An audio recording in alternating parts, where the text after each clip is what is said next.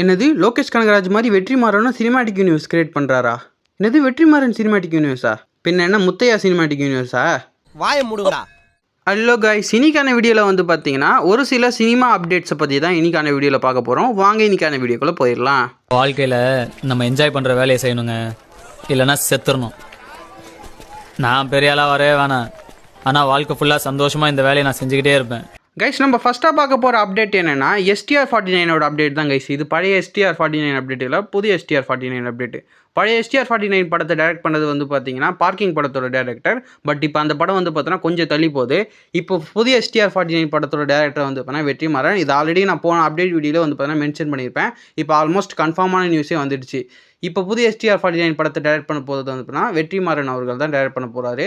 அது மட்டும் இல்லை, இந்த படத்தோட ஒரு ப்ரொமோ ஷூட்டும் வந்து பார்த்தீங்கன்னா ரீசெண்டாக வந்து பார்த்தீங்கன்னா நடந்திருக்கு. அந்த படத்தோட ஒரு சில ஃபோட்டோஸும் நீங்கள் ஆன்லைனில் பார்த்துருப்பீங்க கைஸ், அது ரியல் தான். அது மட்டும் இல்லை, இந்த படம் வந்து பார்த்தீங்கன்னா வடச்சென்னை யூனிவர்ஸ்குள்ளே வர மாதிரி இப்போ ஒரு செம்ம அப்டேட் வந்து பார்த்தீங்கன்னா கிடச்சிருக்கு கைஸ். அதாவது வந்து பார்த்தீங்கன்னா இது வடச்சென்னை 2 படத்தில் வந்து பார்த்தீங்கன்னா சிம்பு அவர்கள் நடிக்க போகிறதில்ல.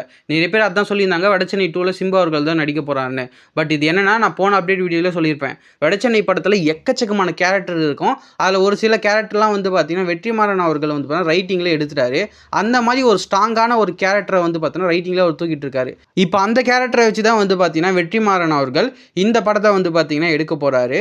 இது வந்து பார்த்தீங்கன்னா தனுஷ் அவர்கள் ஒரு ஆடியோ லான்ச்சில் கூட சொல்லியிருப்பாரு, குமார்னு ஒரு கேரக்டர்.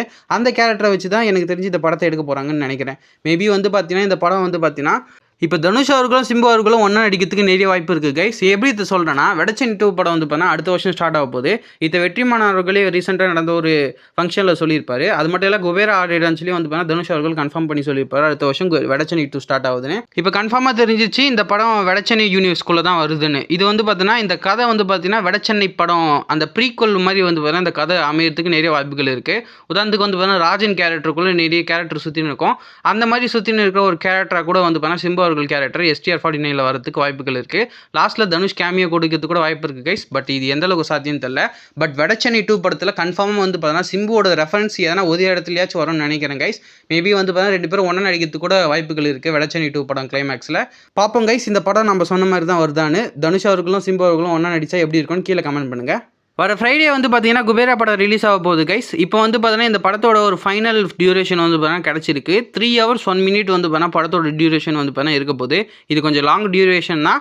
படம் எங்கேஜிங்காக இருந்தால் இதெல்லாம் ஒரு மேட்ரே இல்லை கைஸ். படம் ஒரு வேளை சொதப்பிச்சுன்னா வந்து பார்த்தீங்கன்னா இந்த டியூரேஷன் வந்து பார்த்தீங்கன்னா பெரிய குறையாக தெரியும்.